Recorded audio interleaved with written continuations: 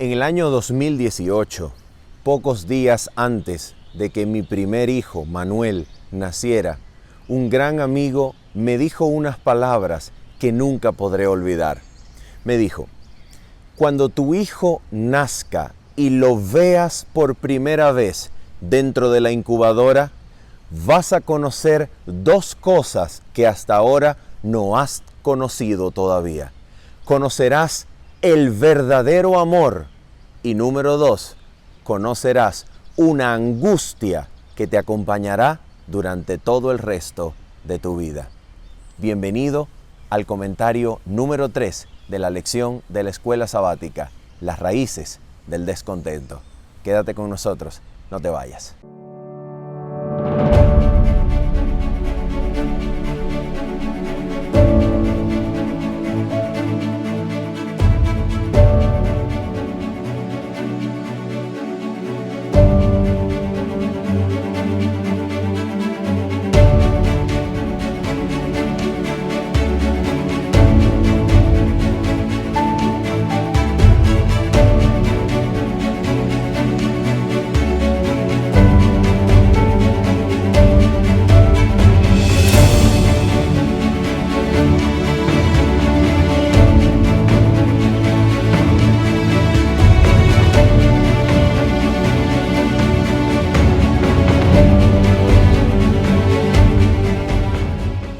Mis queridos amigos y hermanos, sean todos bienvenidos a este comentario de la lección de la escuela sabática, que en esta ocasión nos brinda en su lección número 3 las raíces del descontento, la preciosa oportunidad de indagar en las Sagradas Escrituras para que nosotros podamos identificar la causa final, la causa esencial de la razón por la cual vivimos en inquietud ansiosa, la razón por la cual nuestros corazones y mentes no descansan en la paz de Jesucristo, sino que continuamente caen en el error de llenarse de angustia, de ansiedad, de inquietud, en otras palabras, de vivir en medio de una falta de reposo constante. ¿Cuál es la razón por la cual somos tentados a vivir de esa manera? ¿Cuál es la razón por la cual hay falta de reposo en el corazón? ¿Cuál es la razón por la cual estamos tan inquietos, tan preocupados, tan angustiados a lo largo de nuestras vidas? ¿Cuál es la razón? Y la razón por la cual queremos descubrir esto es para ver de qué manera nuestro Señor Jesucristo, habiéndose hecho humano como nosotros, proveyó una vía de escape para que podamos encontrar reposo, para que podamos descansar en la paz de Cristo, aceptando, creyendo y reposando en la seguridad de su palabra, de su eterna promesa. Para ello, entonces, queremos invitarles a orar para que de esta manera nuestro Padre Celestial pueda cumplir su promesa para nosotros de enviar su Santo Espíritu y dirigirnos en el estudio de las Sagradas Escrituras, también en esta ocasión. Oramos juntos.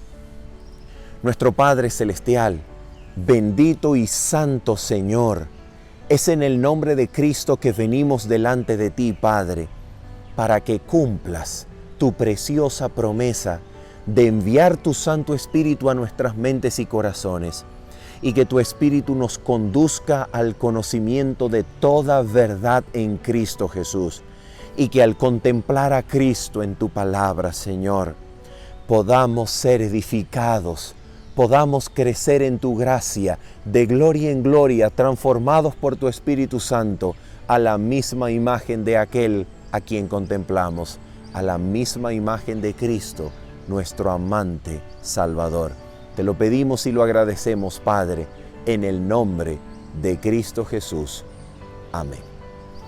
Muy bien, en primer lugar me gustaría comenzar con una nota aclaratoria a la traducción del título de la lección número 3, que es la lección que nos corresponde en esta ocasión en el folleto en español. Nota esto. Cuando tú revisas el folleto en el idioma inglés, que es el folleto en el idioma original en donde el autor lo piensa y desde donde lo publica, cuando lees el título es Las raíces del restlessness. ¿Qué quiere decir la palabra inglesa restlessness? La palabra reposo, descanso, en el idioma inglés es la palabra rest. Cuando tienes restless, estás teniendo ahora una palabra negativa, lo opuesto al reposo. Y cuando le agregas la partícula ness, lo estás convirtiendo en un sustantivo. Entonces, en otras palabras, restlessness quiere decir la falta de reposo, quiere decir inquietud, esencialmente eso. En español, cuando la traducción, las raíces del descontento, nos refleja esencialmente lo que el autor de la lección en inglés quiso comunicar. En otras palabras, lo que el autor de la lección número 3 de esta ocasión quiere comunicar es dónde se encuentran las raíces de la falta de reposo que experimenta el corazón del ser humano. ¿Dónde está la raíz de la falta de reposo, de la inquietud, de la angustia, de la ansiedad, de esta ansiosa vida que llevamos a veces? ¿Dónde se encuentra la raíz o las raíces de esta situación humana? Es de eso exactamente de lo que intenta hablar el folleto de la lección de escuela sabática en su lección número 3. Habiendo dicho esto entonces, vamos entonces a hablar acerca de esta situación. ¿Cuál es la razón de la angustia? ¿Cuál es la razón de la inquietud? ¿Por qué razón mi corazón y el tuyo se ve tan tentado vez tras vez a vivir y a abrazar la inquietud de alma, la inquietud de corazón, el temor de corazón, esa angustia del corazón que parece que no nos deja en paz y no nos permite reposar en la plena confianza en las promesas y en la palabra de nuestro Creador y Padre Celestial? ¿Cuál es la razón? A ver, quiero comenzar entonces en esta ocasión a invitarte a leer conmigo algunos pasajes que se encuentran en el capítulo número 12 del Evangelio de Lucas. En este capítulo se presentan verdaderos tesoros con relación al discipulado y al costo del discipulado. ¿Cuánto cuesta seguir a Jesús? ¿Qué es lo que nosotros debemos tener en mente cuando nosotros hablamos de seguir a Jesús? Cuando Jesús nos invita a seguirle, nos está invitando a seguirle absoluta y completamente, entregando todo a Él. El seguir a Jesús es un asunto que no puede hacerse a medias.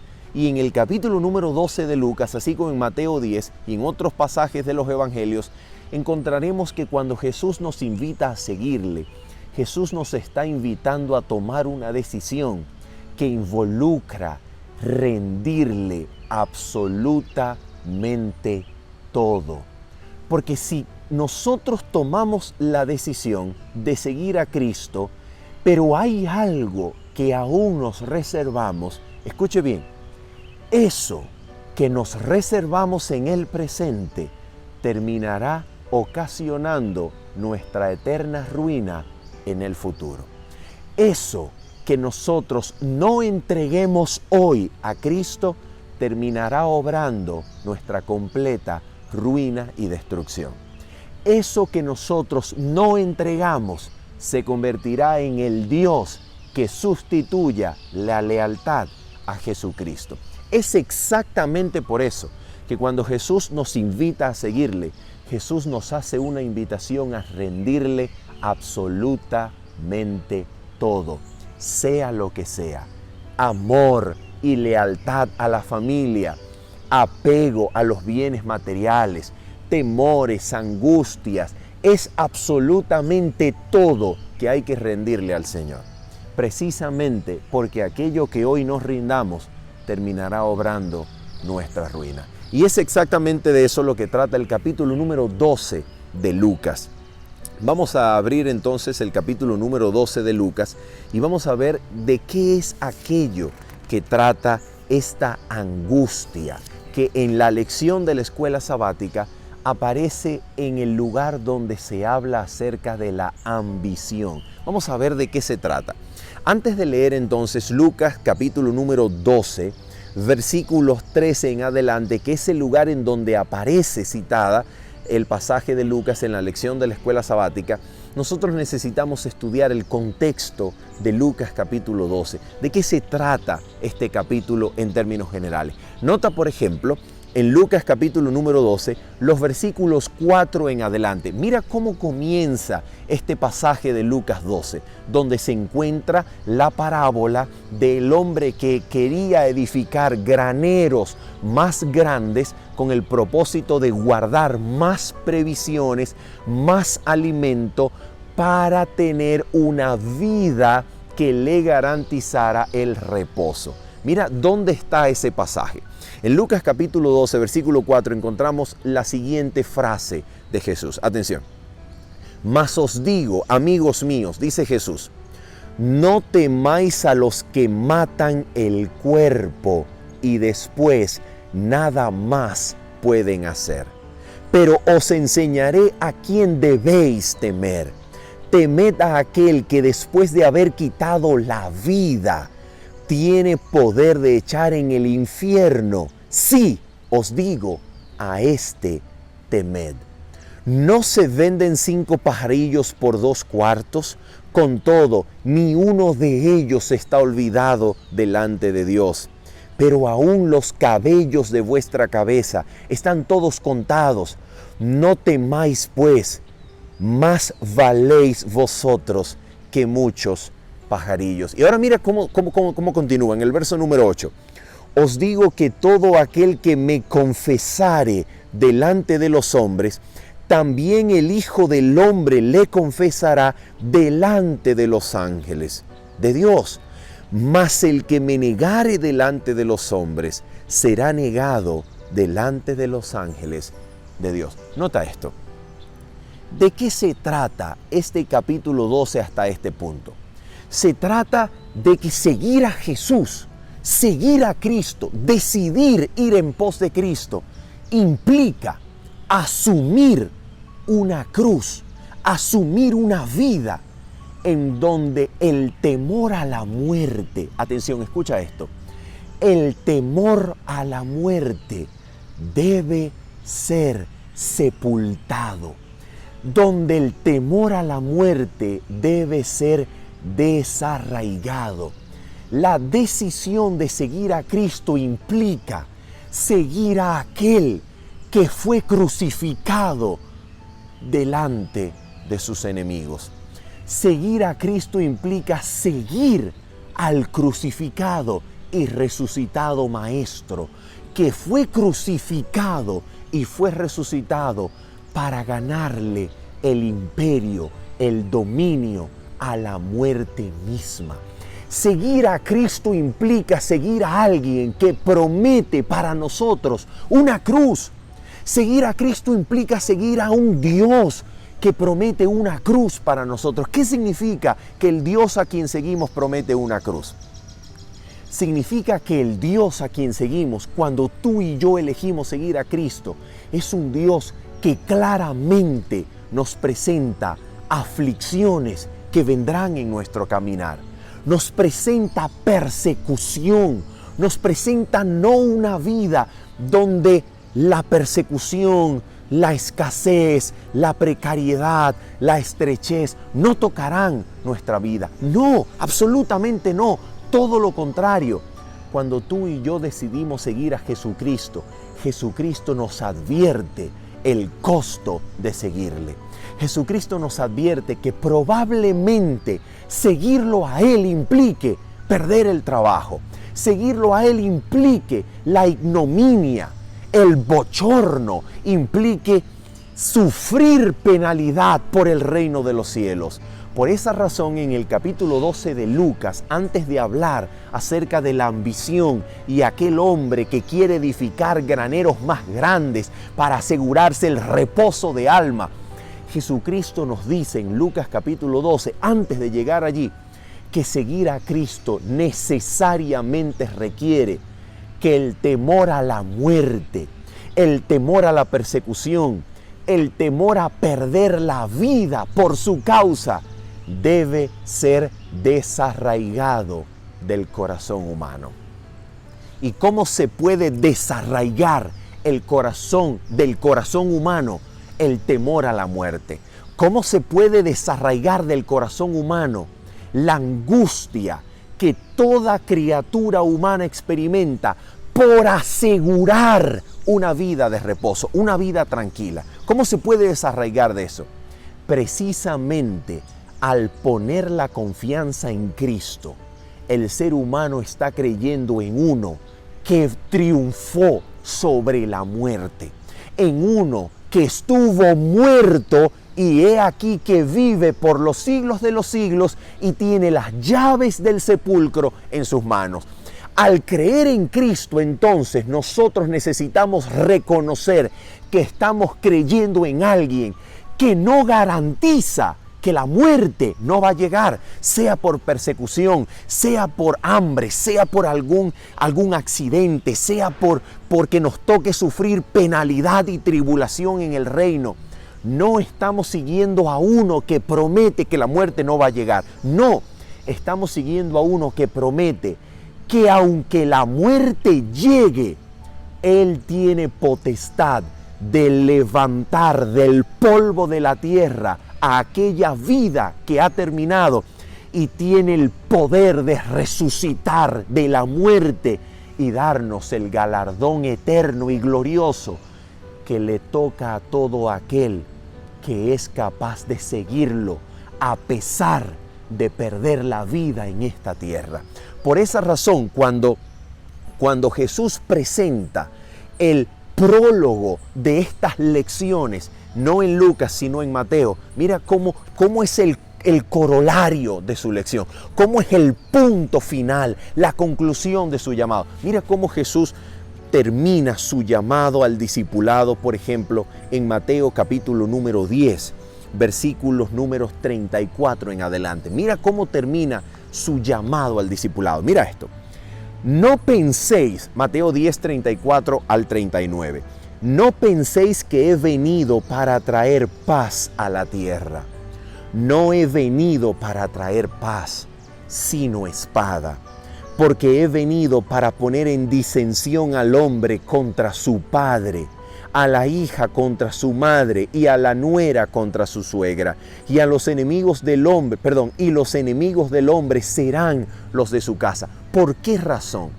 Porque, querido amigo, querido hermano, a veces seguir a Jesús en la mayoría de los casos implica tomar decisiones que nos van a enemistar, incluso con las personas a las que estábamos acostumbrados a amar de cerca. Personas de quienes disfrutábamos el cobijo, el amparo, el refugio. A veces esas mismas personas, por nuestra decisión de seguir a Cristo, nos dan la espalda, nos echan de su hogar. Y por esa razón, porque seguir a Cristo implica sufrir tribulación en esta tierra, porque seguir a Cristo implica no ser digno del mundo, porque seguir a Cristo implica que no somos de este mundo, no somos ciudadanos de este mundo, de este reino de tinieblas, y porque implica padecer penalidades por causa del reino. Seguir a Cristo implica que usted tiene que saber que en algunas ocasiones el amor a padre, a madre, a hijo, a hija debe ser puesto a un lado para darle el único lugar que Cristo debe ocupar, porque si no lo ocupa, no ocupará ningún otro lugar. Si Cristo no ocupa el primer, mejor y último lugar de toda nuestra vida, de todo nuestro ser, entonces no ocupará ningún lugar. Cristo o está entronizado en lo más alto del corazón o no está en el corazón. Y por esa razón Cristo termina diciendo así: y el que no toma su cruz, Mateo 10:38, y el que no toma su cruz y sigue en pos de mí, no es digno de mí. No significa ser digno en términos morales. Significa, lo que Jesús está diciendo en pocas palabras es: no puede ser mi discípulo, no puede ir en pos de mí, no puede, es imposible. ¿Por qué? Porque el que no está dispuesto a ser crucificado juntamente con Él, mejor le es no seguir a Cristo. Y por esa razón Jesús termina diciendo así, escucha: el que haya su vida, la perderá. Y el que pierda su vida por causa de mí, la hallará. Y yo pregunto, ¿cómo puede encontrar el hombre la vida al perderla en Cristo? ¿Y cómo puede perderla hallándola? ¿Cómo es eso? Mira, en pocas palabras el pasaje está diciendo esto: si por causa de Cristo eres capaz de perder la vida, el Señor te garantiza el galardón eterno de la vida eterna juntamente con Él en el trono de su gloria. Pero si por causa de la persecución, padecimientos, tribulación por su causa, usted se retrae, usted se retracta y retrocede, y usted encuentra garantizar su vida terrenal y no la pierde por causa de Cristo, entonces la vida eterna, el galardón de los fieles en Cristo, usted no lo tendrá. Eso es exactamente lo que está diciendo el pasaje. Después de este contexto, después de hablar y presentar estas lecciones en Lucas capítulo 12, Jesús narra la parábola del hombre que quiere edificar graneros más grandes. Y vamos a ver de qué se trata esta parábola. Y una de las mejores formas de estudiar las parábolas de Cristo es prestar mucha atención a lo que viene antes del relato de la parábola y prestar mucha atención a lo que viene luego del relato. ¿Por qué?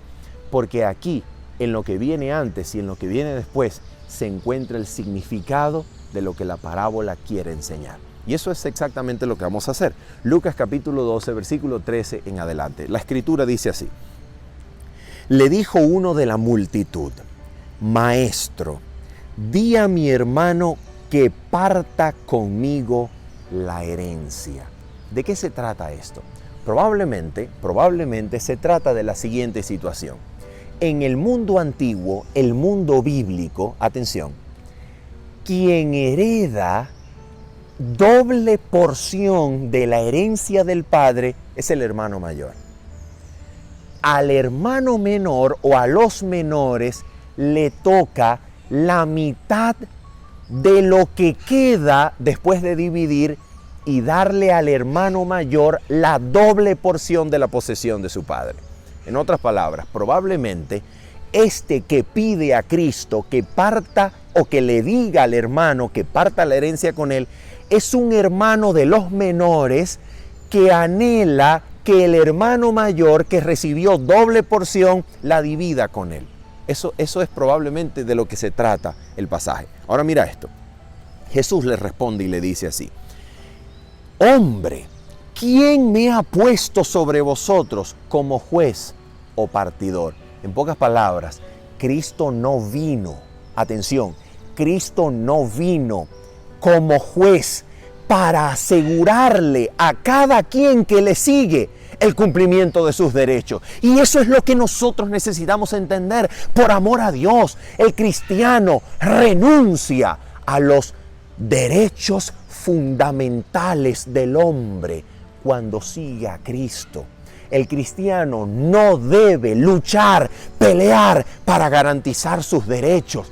La actitud del cristiano no es cuál es mi derecho para que se me cumpla, cuál es lo que me corresponde para yo pelear y garantizarlo. El cristiano no pelea por sus derechos. El cristiano sigue a Cristo esperando de Él y conformándose con la suerte que Cristo le otorgue. ¿Te das cuenta? Por eso es una insensatez Por eso es una falta de cristianismo discutir para que todos mis derechos se me reconozcan, para que mi derecho de igualdad se me respete, se me corresponda, se me otorgue, para que no pueda yo ser en desventaja con nadie. Eso es absolutamente lo opuesto al cristianismo.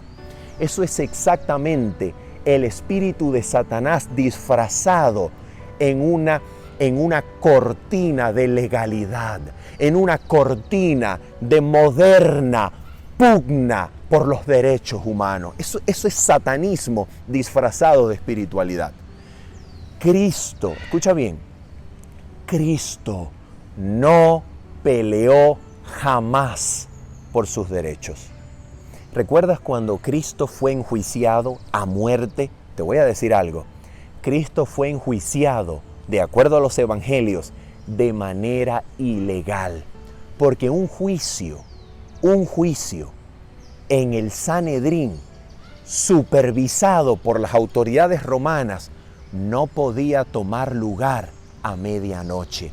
Y Cristo fue enjuiciado durante las horas de la noche. Pero Cristo nunca dijo, ¡epa! Esto es ilegal, yo tengo derechos. No, Señor. Cristo se sometió a aquel que tenía toda potestad de librarlo o dejarlo sufrir según fuese su voluntad. Y ese Padre Celestial, a ese Padre Celestial, Cristo suplicó en el Getsemaní diciendo, si es posible, pase de mí esta copa y no tenga yo que beberla, pero no se haga como yo quiero, sino como tú. Cristo se sometió a la voluntad completa de aquel que lo había enviado a la tierra. Cristo se sometió completamente a la voluntad que antes de venir a la tierra había previamente acordado. Y ahora en la tierra, Cristo dependía absolutamente de su Padre Celestial para lo que sea. Y no solamente en la cruz, sino en el desierto de la tentación. Cristo desplegó para la mirada del universo entero y del mundo entero la lección de que es mejor sufrir lo que venga que separarse en un ápice de la voluntad de Dios. Cristo se sometió a su Padre, siendo capaz de esperar ser sostenido de su Padre, o si éste lo dejaba morir en el desierto, hasta allí lo seguiría su Hijo. De eso se trata. Así que Cristo no vino como juez. Cristo no es aquel que vino para darnos y garantizarnos el cumplimiento de los derechos fundamentales de la humanidad. No. Cristo vino para traer espada. ¿Saben por qué? Porque este mundo es la potestad de las tinieblas. Este mundo está tomado por Satanás. Y lo que Cristo viene a hacer cuando logra librarnos de la potestad de Satanás y logra que nosotros le sigamos y logra con su gracia que cedamos ante su llamado suplicante de su Espíritu Santo, lo que Cristo hace es ponernos en enemistad con el mundo. De eso se trata el cristianismo. El cristianismo es ser puesto en enemistad contra Satanás y el mundo que le sigue, porque el presente siglo es malo y Cristo vino para librarnos de él, no para ponernos en los mismos términos igualitarios con el mundo. No, Señor, eso no es cristianismo. Ahora mira lo que va a decir ahora la Biblia acá. Escucha bien. Después de decir eso, Jesús dice así, y les dijo, mirad y guardaos de toda avaricia, porque la vida del hombre no consiste en la abundancia de los bienes que posee. ¿Y en qué consiste entonces la vida del hombre? Vamos a ver. Dice así, también les refirió una parábola. Aquí está, atención, diciendo, esta es la parábola. Miren lo que consiste. Ya sabemos el contexto, ahora vamos a leer la parábola y luego vamos a leer el final de la parábola en las lecciones que Jesús quiere dejar a su audiencia. Atención, dice así. La heredad de un hombre rico había producido mucho y él pensaba dentro de sí diciendo, ¿qué haré? Porque no tengo dónde guardar mis frutos. Y dijo, esto haré, mira la brillante idea que se le ocurre. Derribaré mis graneros, que ya se quedaban cortos, y los edificaré mayores, y allí guardaré todos mis frutos y mis bienes. Oh, ¿y para qué? ¿Para qué quería guardar y guardar y guardar y guardar? ¿Para qué? Ah, mira para qué. Escucha esto. Y diré a mi alma, versículo número 19 de Lucas 12, diré ahora a mi alma, escucha, alma, muchos bienes tienes guardados para muchos años. Repósate, come, bebe y regocíjate. Mira, el verbo griego que aparece aquí, repósate, lo que el hombre rico le dice a su alma, después que ve que tiene guardados bienes para muchos años, es el verbo griego anapauo, que es exactamente el verbo griego, si le quitas la preposición ana y le pones la preposición kata, katapauo, es exactamente la misma palabra, el mismo verbo que aparece en Hebreos capítulo número 4, cuando se habla del reposo. El reposo de Hebreos capítulo 4 es katapausis, el reposo que este hombre le dice a su alma que tenga después de guardar muchos bienes, es el verbo griego anapauo. En otras palabras, este hombre está intentando conseguir el reposo que Dios promete, regala, garantiza y entrega por gracia al que cree en Él. Este hombre está intentando conseguirlo por medio de la acumulación de bienes. Y eso es exactamente de lo que se trata la angustia humana. Mira esto. Vuelvo a la historia con la cual comencé en esta lección. Escucha esto. Cuando yo vi a mi hijo Manuel por primera vez en esa máquina incubadora, después de salir del vientre de su madre, por una cesárea también de emergencia, cuando yo lo vi por primera vez, yo comprobé la veracidad de las palabras de ese gran amigo que me dijo, vas a conocer estas dos cosas cuando veas por primera vez a tu hijo. Vas a conocer el verdadero amor y vas a conocer una angustia que te acompañará por el resto de tu vida. Mira esto. Cuando yo lo vi, yo sentí un amor indescriptible, un amor impresionante, un amor supremo.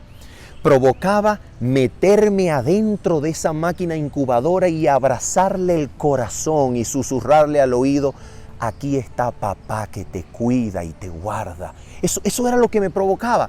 Eso era un amor impresionante. Pero al mismo tiempo, juntamente con ese amor, comencé a sentir la angustia. ¿De qué me angustiaba? La angustia, en primer lugar, ¿estará respirando bien?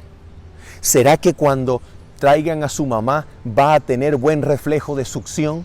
¿Será que le pasará suficiente leche materna a través de las glándulas mamarias de su madre? ¿Será que se llenará? ¿Será que podrá ir al baño bien? ¿Será que hará pipí bien? ¿Será que crecerá bien? Y escucha esto. Y por primera vez en mi vida, cuando vi a mi hijo allí en la incubadora, le tuve temor, como nunca antes le había temido. En algunas ocasiones en mi vida le había tenido temor a eso, pero ahora cuando vi a mi hijo en la incubadora, por primera vez en mi vida le tuve temor a dos cosas, como nunca antes le había temido. Le tuve temor a la muerte, como nunca, y le tuve temor a la pobreza, como nunca. ¿Sabes por qué? Porque ahora cuando veía a mi hijo allí yo decía, ay Señor, cuídalo. Señor, que no se me vaya a morir. Señor, guárdalo de cualquier enfermedad. Guárdalo de una infección en el quirófano. Señor, guárdalo. Que las enfermeras lo traten bien. Que no se lo vayan a robar. Que no se lo vayan a sacar de acá. Que todo esté bien. Que no agarre una infección. Que no agarre una alergia. Que nadie lo venga a visitar y lo contamine o lo contagie con alguna enfermedad respiratoria. Que todo salga bien. Le tuve temor a la muerte por primera vez como nunca antes. Y escucha, y también le tuve temor a la pobreza. Y ahora, ¿y si me quedo sin trabajo? ¿Y si no consigo un buen trabajo? Tendré lo suficiente para darle alimento. Tendré lo suficiente para sostener a su madre y a mi hijo. Tendré lo suficiente para que él tenga ropa, para que tenga sus pañales, para que tenga su alimento a su tiempo. Y si no tengo dinero, ¿y qué voy a hacer? ¿Y de dónde voy a sacar suficiente dinero para proveerle de ropa a los 3 meses, a los 6 meses, a los 18 meses? Y si algún día quiere algo y no se lo puedo comprar, le tuve temor a la pobreza. Escucha lo que te voy a decir. Lo que este hombre rico de la parábola está haciendo no es muy distinto de ti y de mí cuando intentamos por nuestros propios medios, por nuestras propias fuerzas, escucha bien, garantizarnos, asegurarnos un futuro digno, estable, cómodo, seguro, por medio de nuestro amor al trabajo, amor al dinero, amor a algún seguro de vida, algún seguro médico. Lo que este hombre está haciendo al derribar sus graneros pequeños y construir graneros más grandes para asegurar muchos años de bienestar, es intentar garantizar por sus propias manos, por sus propias fuerzas, garantizar un reposo del corazón y de alma que Dios le promete a todo aquel que cree. Pero este hombre está rechazando el reposo que se encuentra en descansar en la promesa de Dios en Cristo para conseguirlo con sus propias manos y garantizarse un futuro seguro y estable para que nada malo le suceda, poniendo su confianza en el dinero, poniendo su confianza en lo que ha logrado, poniendo su confianza en lo que pudo conseguir con sus manos, intenta eliminar de su corazón el temor a la pobreza, el temor a la muerte, el temor a enfermarse y no tener cómo salir de la enfermedad, garantizándose con sus propias manos, riquezas y medios, un reposo de corazón y alma. Y atención, este reposo que este hombre rico está intentando asegurarse para sí, es un reposo que Dios le promete gratuitamente por su gracia a todo aquel que cree en Cristo. Es el mismo reposo, pero buscado de maneras distintas. Un reposo, 2 maneras de conseguirlo. Número 1, ¿cómo vas a conseguir el reposo de alma y de corazón? Lo vas a conseguir intentando eliminar cualquier tipo de incertidumbre, de inseguridad de tu vida, esforzándote para tener un mejor trabajo, esforzándote para comprar una mejor casa, esforzándote para tener un mejor seguro médico, una mejor cobertura hospitalaria, un mejor salario, un mejor sueldo, mejores ingresos, para despejar las inseguridades e incertidumbres de la vida, garantizándoles un futuro a tus hijos, teniendo más para darles, teniendo más para evitar la pobreza, más para evitar la muerte, más para evitar cualquier complicación. ¿Te vas a esforzar y esforzar y esforzar? ¿O vas a descansar y reposar en aquel que te dice, cree en mí y yo haré? ¿Qué vas a hacer? Mira esto. La parábola termina diciendo así, escucha. Pero Dios le dijo, versículo número 20 de Lucas 12, necio, esta noche vienen a pedirte tu alma y lo que has provisto, ¿de quién será? ¿Qué quiere decir esto? Escucha esto. Versículo 21. Así es el que hace para sí tesoro y no es rico para con Dios. ¿Qué quiere decir Jesús? ¿Qué quiere decir Jesús? Escucha esto. Jesús lo que está diciendo en este pasaje es que por más bienes que logres acumular, por más dinero que tengas en tu cuenta bancaria, por más dinero con que hayas podido comprar una mejor cobertura hospitalaria, una mejor cobertura o póliza de vida, de salud, por más dinero que hayas logrado acumular para despejar las inseguridades de la vida no se encuentra allí, porque tu vida depende sola y exclusivamente de la voluntad de Dios. Y tú vives hasta el día y la hora que Dios decida darte aliento. Tu vida, tus cabellos, cada respiración que entra a través de tus fosas nasales y llena tus pulmones para oxigenar tu sangre y llevarla a cada órgano de tu cuerpo, cada función de tu organismo, no depende de ti. Depende de aquel que con su palabra te da vida, que con su palabra te sostiene y te mantiene. Por esa razón Jesús dijo que todos tus cabellos están contados. Por esa razón Jesús dijo que la vida del hombre no consiste en los bienes que posea. ¿Y entonces en qué consiste la vida? La vida depende de Dios. El bienestar, el reposo, la seguridad, el descanso que hay en Cristo no depende de acumular bienes para despejar las inseguridades de la vida.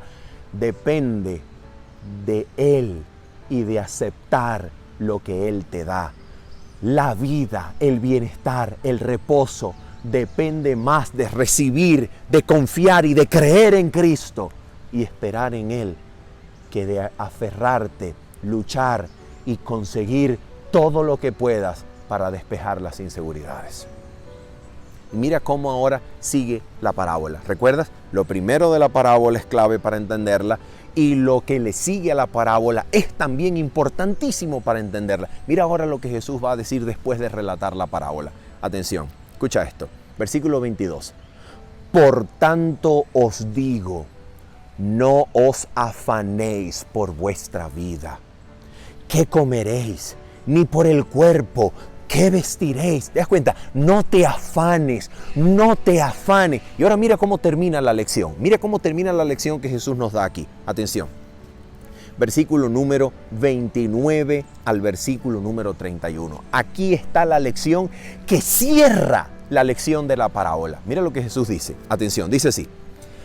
Vosotros pues no os preocupéis por lo que habéis de comer. Y escucha. Es interesante que estoy leyendo la traducción del griego que hace la Reina Valera de 1960. Pero lo interesante es que en el griego la palabra que aparece aquí en el versículo 29, que se traduce al español como no os preocupéis, no es la palabra preocuparse. La palabra griega que aparece aquí, no os preocupéis, en el griego es la palabra zeteo, que quiere decir buscar. En otras palabras, es exactamente la misma palabra que aparece en el versículo 31 cuando dice, mas buscad el reino de Dios. Ese mismo verbo, zeteo, que aparece en el versículo 31, buscar, es exactamente el mismo verbo que aparece en el verso 29. Así que la mejor traducción sería así. Vosotros pues no busquéis por lo que habéis de comer. No busquéis lo que habéis de comer. Escucha bien. Ni lo que habéis de beber, ni estéis en ansiosa inquietud.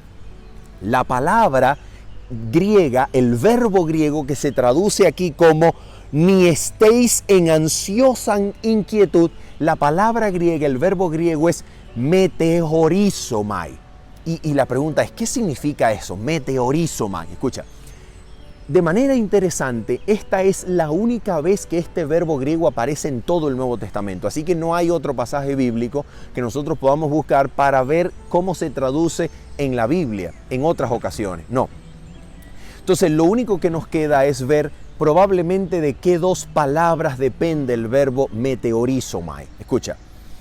Probablemente el verbo meteorizomai viene de dos palabras griegas, de la preposición metá, que quiere decir más allá de, y probablemente algunos piensan que viene del verbo airo, que es levantar, o también probablemente puede venir del verbo griego horizo, que quiere decir poner límite, de donde viene la palabra castellana horizonte, limitar, el límite, ¿verdad? Entonces, meteorizomai probablemente significa elevar la mente o intentar elevar la mente más allá del horizonte visible. ¿Qué quiere decir eso? Pocas palabras.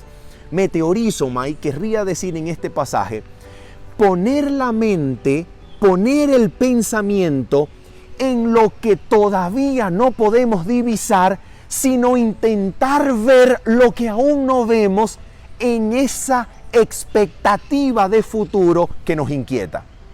En otras palabras, meteorizomai sería más o menos la misma actitud que tenían los israelitas cuando, por ejemplo, habiendo sido librados de las aguas del Mar Rojo y habiendo sido librados de los ejércitos de Faraón, ahora se quejaban, murmuraban y se preocupaban por lo que iban a comer después de haber sido librados. Yo pregunto, ¿por qué razón a veces se nos hace tan fácil juzgar a los israelitas y decir, wow, pero estos israelitas eran demasiado incrédulos? Porque habiendo visto que Dios partió el agua, partió el mar para que pasaran en seco por el fondo oceánico, ¿cómo es posible que ahora se quejen al no tener alimento, al no saber lo que van a tomar y lo que van a beber, si acaban de ver que Dios es capaz de abrir el mar para que pase? Bueno, exactamente esa misma incredulidad de la generación del desierto es la incredulidad que nosotros tenemos a veces cuando el Señor hace algo por nosotros, lo hace este mes y entonces entramos al mes siguiente preguntándonos, ¿y si me quedo sin trabajo? ¿Y si no tengo lo suficiente para pagar la renta? ¿Y si este mes no tengo lo suficiente para enviarle a mis padres?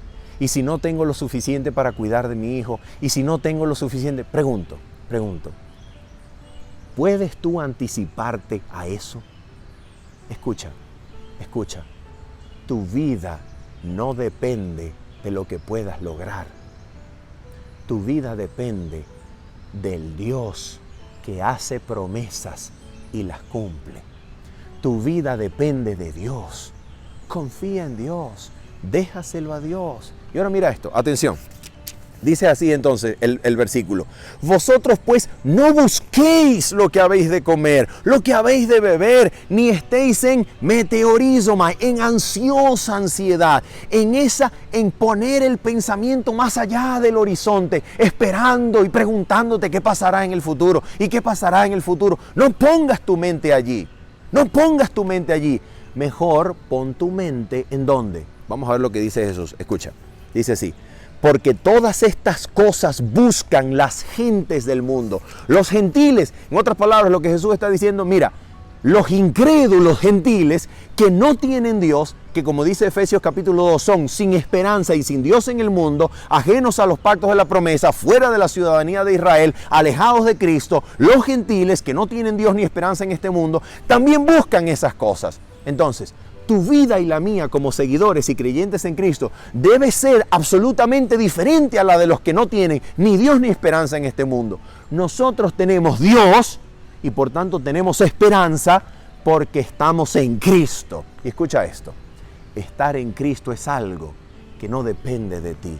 Estar en Cristo es algo que Dios hizo por ti en Cristo desde antes de la creación del mundo. Desde antes de que tú nacieras, tú estás en Cristo. ¿Y cómo puedes no estar en Cristo? Rechazando la gracia, aborreciendo a Cristo, teniendo por inmunda y por común su sangre, diciéndole que no y rechazándolo. Es la única manera en que puedas dejar de estar en Cristo. Porque desde tu nacimiento, la única razón por la cual naciste y yo nací, es porque Dios nos adoptó en Cristo desde antes de la fundación del mundo. Así que si hay alguna persona que se pierde, como en efecto muchas personas se perderán, la mayoría de las personas y habitantes del mundo se perderán, la única razón por la cual pierdan su salvación es porque rechazaron la gracia de aquel que los hizo nacer para atraerlos con amor, para que vieran su maravilloso amor y su maravilloso plan desde la cruz del Calvario. Estar en Cristo es algo que no depende de ti, no depende de luchar, de conseguirlo, depende de creerle a Dios que hace promesas. Y ahora mira esto, termina diciendo así entonces ¿en qué debo poner mi mente? ¿En qué debo pensar? Mira lo que sigue diciendo la lección de Jesús en Lucas 12, versículo 31. Mas buscad el reino de Dios, diría Mateo, y su justicia, y todas estas cosas os serán añadidas. ¿Añadidas por qué? A ver, ¿por qué utiliza el verbo añadir? ¿Sabes por qué? Oh, mira por qué. Escucha esto. Versículo número 32 el mismo versículo. El mismo capítulo, Lucas 12, versículo 32. Exactamente el versículo que sigue. Escucha esto. No temáis, manada pequeña, porque a vuestro Padre le ha placido daros el reino. Oh, ¿te das cuenta? ¿Por qué razón entonces Jesús promete que todas las cosas de las que nosotros podamos llegar a necesitar o a tener necesidad, por qué razón Jesús promete que todas esas cosas, la comida, la bebida, la ropa, todo por lo que los gentiles incrédulos se afanan, por qué razón Jesús dice que serán añadidas? ¿Sabes por qué? Porque el reino ya te ha sido dado. ¿Te das cuenta?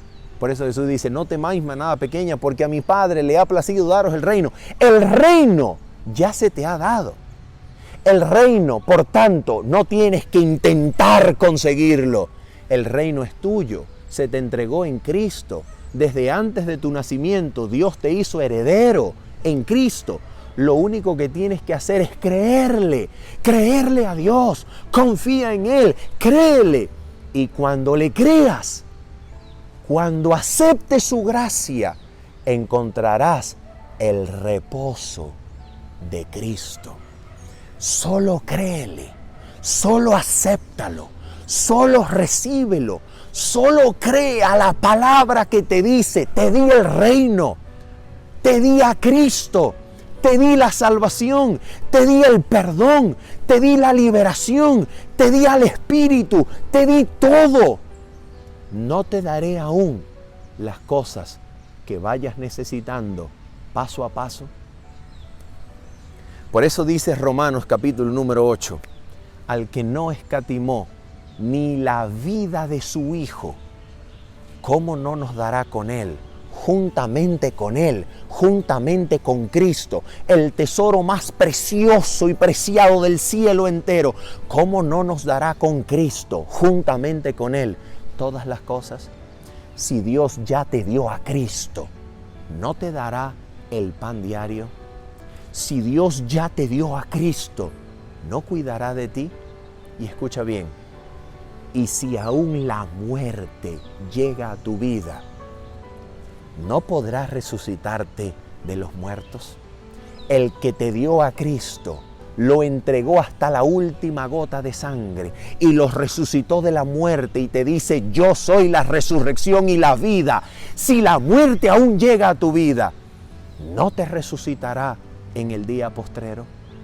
Por esa razón, querido amigo y hermano, en el nombre de Cristo, es hora de que desarraiguemos la principal raíz de la falta de reposo, de la angustia, de la ansiedad que hay en el corazón humano. Necesitamos desarraigar la incredulidad. Créele a Dios, créele. Cede al Espíritu Santo que te hizo desde el nacimiento estar siendo atraído y te busca y te busca y te suplica y te atrae y te atrae. No te resistas, solo cede a su influencia y el Espíritu de Dios producirá en ti la fe completa en Cristo que te ayude y te edifique en el completo reposo de la gracia de Dios en Cristo Jesús. Habiendo dicho esto y esperando que tu vida haya sido edificada en la gracia de nuestro Señor Jesucristo, se despide de ti tu servidor Manuel Ospino diciéndote bendiciones. Chao, chao.